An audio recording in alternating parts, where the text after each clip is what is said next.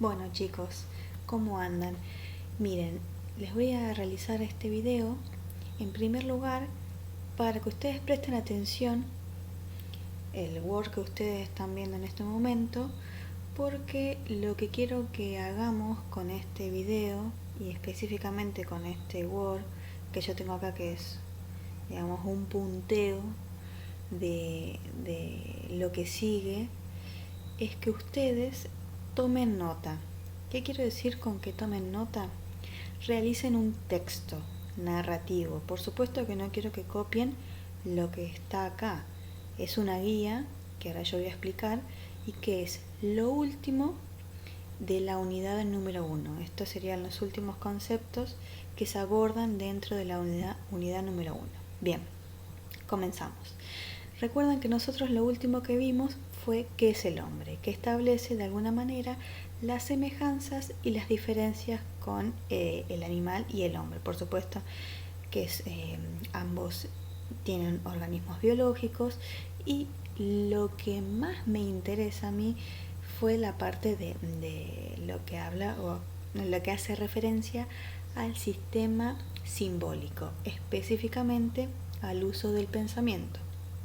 ¿Por qué? Porque lo que vamos a ver ahora tiene que ver específicamente con lo que es la base de la materia, que es los signos. Bien, ustedes saben que la cultura y la comunicación es el resultado de la capacidad simbólica del hombre. Es decir, que en nuestro mundo estamos atravesados por signos. Bien, a ver, cuando uno dice signo, ¿a qué se refiere? Hay disciplinas, por supuesto, que estudian el conjunto de los signos y que son la semiótica o la semiología, ¿sí? Es un término que es de origen griego, específicamente semión, que por supuesto significa signos, ¿sí?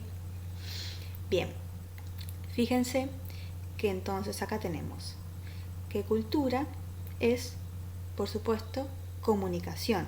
Por lo tanto, en la comunicación intervienen signos. Me voy a detener un poquito acá. Cuando digo signos y cuando me refiero a comunicación, acá el material está haciendo específicamente hincapié también al modelo de comunicación clásico que ustedes estudiaron en la secundaria básica, ¿sí? Más allá de que estemos atravesados por signos, porque somos hombres simbólicos, que utilizamos el pensamiento para realizar determinadas cosas, que somos creativos y no instintivos, ¿sí? Acá se está refiriendo al concepto de comunicación como modelo, ¿sí? En la cual intervienen signos. Por supuesto, como acá dice, la ciencia que estudia es la semiótica, que es un término acuñado por Ferdinand Saussure, ¿sí? Que fue un lingüista suizo, y el término semiología, que fue acuñado por un filósofo estadounidense que fue Peirce. Bien, quiero aclarar una cosita. Tanto semiótica como semiología es lo mismo y son dos disciplinas que estudian lo mismo, el mismo objeto de estudio, que es el signo, ¿sí? Entonces, por lo tanto, sí, la cultura es comunicación y en ella intervienen signos, es el estudio de la cultura como fenómenos de la comunicación, ¿sí? Fíjense que signos estaría incorporado en lo que es el estudio de la cultura, ¿sí? Yo estudio la cultura, pero dentro de la cultura hay signos que me caracterizan. Por ejemplo, banderas en las cuales se distinguen una de otras. Ahí hay signos, chicos, todo el tiempo estamos atravesados, somos personas que emitimos signos cuando estamos contentos, cuando estamos tristes o cuando queremos manifestar algún malestar respecto a algo, ¿sí? Bien, fíjense que a continuación, en las siguientes páginas que ustedes tienen, dicen qué es un signo, ¿sí? A veces cuando uno pregunta qué es un signo, es como que queda decir, bueno, a ver, ¿qué es un signo? Y todo lo que veo, todo lo que puedo escuchar, todo lo que puedo sentir, un conjunto de cosas. como que no hay una definición precisa de lo que es un signo, ¿sí? Muchos pensadores intentaron de alguna manera definirlo, ¿sí? Nosotros nos vamos a detener un poquito ahí porque para continuar con lo que sigue en las líneas que ustedes tienen, quiero mostrarles, o mejor dicho, explicarles unos ejemplos, ¿sí? Vamos a analizar algunas situaciones. Por ejemplo, Pablo es un trabajador que está en una fábrica que hacen papel, ¿sí? Está haciendo su tarea como cualquier trabajador y no llega a empaquetar lo que tiene que hacer. En unos minutos va a sonar el timbre. Ese timbre es un timbre que de alguna manera lo condiciona para ir al almuerzo. Pero él tiene que entregar las cosas, ¿sí? Las tiene que entregar antes del almuerzo. Entonces Pablo está haciendo su labor, toca el timbre. El timbre le está diciendo que tiene que ir a almorzar. Por otro lado, Alicia pone la pava para tomar mate, ¿sí? Va y pone en la cocina y la calienta. Va y se fija la temperatura del agua y la saca para tomar mate. Bien. ¿Qué tienen en común estas dos situaciones que acabo de mencionar?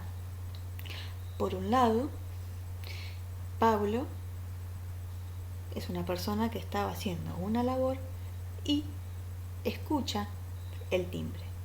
El timbre es el signo que condiciona a la persona a dejar de hacer lo que está haciendo. Interpreta el signo. Alicia puso la pava y para saber la temperatura, digamos que debe estar el agua para tomar el mate, va a fijarse tocando o haciendo tacto en la pava para saber a ciencia cierta si está en óptimas condiciones. Interpretó el signo. Me fijé si el agua está caliente para tomarlo. ¿Sí? Bien. Fíjense que estamos atravesados por los signos que lo estamos interpretando. Entonces, ¿por qué voy a esto? Porque para entender lo que sigue ahí, que es un proceso semiótico, bien, cuando una persona percibe un signo y lo interpreta, estamos en presencia de un proceso semiótico, ¿sí? Acá dice, es cuando una persona recibe un signo y lo interpreta. Por lo tanto, en este proceso semiótico intervienen tres aspectos muy importantes: un intérprete, un signo y la designación. Vamos al caso particular de Pablo. El intérprete es Pablo, el signo es el timbre y lo que designa, es decir, el mensaje, es que tiene que retirarse a almorzar. Vamos con el otro ejemplo. Intérprete, Alicia. El signo, la pava, ¿sí? Y el mensaje que está en óptimas condiciones para tomarlo, ¿sí? Fíjense que eso es un proceso semiótico, cuando una persona comprende el signo. Pero ojo, que interpretar un signo no es lo mismo que accionar, ¿sí? No es lo mismo que la acción. Por ejemplo, si Marcos no terminó la tarea que debía realizar, toca el timbre, ¿sí? Sabe que el timbre toca 12 menos 10, y él, en lugar de interpretar el signo, que es el timbre, decide quedarse para terminar su trabajo, ¿sí? Ahí, de alguna manera, no siguió, digamos, el hilo conductor, ¿sí? Sino que lo interpretó, pero no accionó. Lo mismo Alicia. Por ejemplo, si Alicia puso la pava para tomar el mate, pero después no la va a buscar porque, no sé, decidió tomarse una gaseosa, por ejemplo, ahí no estaría correspondiéndose con el accionar, ¿sí? Yo tengo un proceso semiótico cuando interpreto el signo, cuando a mí me lleva la respuesta. Esto es muy parecido, chicos, al el proceso que ustedes tenían con lo anterior, con el efector y receptor, ¿sí? El signo es el mediador. Yo lo estoy interpretando y como lo estoy interpretando, lo estoy realizando, ¿sí? Bien. Fíjense que luego de esto viene lo que es una clasificación de los signos, ¿sí? Porque acá a grandes rasgos hablamos de qué es un signo, ¿sí? Pero luego, como todo, siempre hay clasificaciones, ¿sí? Porque tenemos un popurrí de signos, no solamente hay uno solo, sino que tenemos varios, ¿sí? ¿Y cómo los clasificaron? Según la relación que existe entre el signo y aquello que designa. Bien, entonces tenemos los signos naturales. Los signos naturales, fíjense que la relación entre el signo y aquello que designa es algo proveniente de los fenómenos de la naturaleza. Por ejemplo, si nosotros salimos y vemos que el cielo está nublado y que en algún momento en el sur, el este, por ahí, en el cielo, se está poniendo cada vez más oscuro. Entonces nosotros, como seres humanos y como hombres y como seres simbólicos, interpretamos que va a llover o que se viene una tormenta muy, muy grande, ¿sí? A ver, eso es un signo natural porque yo no lo puedo cambiar, no puedo cambiar el transcurrir del accionar, ¿sí? Lo interpreto porque lo estoy viendo, pero es algo de la naturaleza, ¿sí? Eso es algo natural. Diferente es un signo convencional, en cual la relación entre el signo y aquello que designa es un poco más próximo, ¿sí? Y que se refiere específicamente a normas impuestas, a normas convencionales, por ejemplo, a cosas que a nosotros nos enseñan, ¿sí? Acá quiero leerle el ejemplo que está acá, que es bastante ilustrativo para que ustedes vean, que dice, por ejemplo, el sonido del timbre que anuncia el comienzo o el fin del recreo es un signo convencional, ¿sí? A mí ese signo, que es impuesto, que es condicionado y creado por el hombre, es algo arbitrario o, como dice acá, convencional, ¿sí? Por ejemplo, también la hora de la cena, los saludos, las normas, digamos, como toda sociedad. Por ejemplo, cuando yo les preguntaba a ustedes si la presencia de una sociedad generaba cierta organización, acá tenemos en presencia, por supuesto, los signos convencionales, en los cuales está todo impuesto, está todo, por decirlo de alguna manera, fríamente calculado, ¿sí? Y luego tenemos los signos icónicos, que de alguna manera, para mi gusto, irían desglosados de los signos convencionales. Porque ¿qué es la diferencia que tienen uno de otros? Es que hay una relación de semejanza o similitud. Por ejemplo, si yo voy a la casa de una persona y veo una fotografía, esa fotografía me lleva al signo de la persona y reconozco que esa fotografía se asemeja a la persona que estoy viendo, ¿sí? Es una relación de similitud y está en presencia o aparece específicamente en imágenes. Por ejemplo, cuando uno va por la calle o por la ruta y ve las típicas señales de tránsito, esas señales de tránsito están de alguna manera organizadas en signos convencionales y signos icónicos. ¿Qué sería lo convencional? Por ejemplo, velocidad, máxima velocidad 80, ¿sí? ¿Y qué sería lo icónico? La imagen, ¿sí? Fíjense que entonces los signos naturales no es algo impuesto por el hombre, sino que es un fenómeno propio de la naturaleza que yo puedo ver y que no puedo hacer nada al respecto. Un signo convencional es algo que fue creado por el hombre, y un signo icónico es una relación de semejanza o analogía con aquello que estoy viendo y que puedo de alguna manera relacionar, ¿sí? Yo di el ejemplo de la fotografía porque es lo más claro para verlo. Yo veo la imagen, o sea, la foto, y inmediatamente lo asemejo con la persona a la que me estoy remitiendo, ¿sí? Bien, y para no dejar descolgado lo que sigue, que estén acá debajo, que es lenguaje, ¿sí? Ustedes esto lo tienen como medio ahí a las perdidas, pero me parecía que ustedes lo tenían que saber, más allá de que lo saben, es que todo esto, todo, está por supuesto mediado por el lenguaje. Aquí ya estamos hablando del hombre, ¿sí? Y el hombre, a diferencia del animal, utiliza el lenguaje, ¿sí?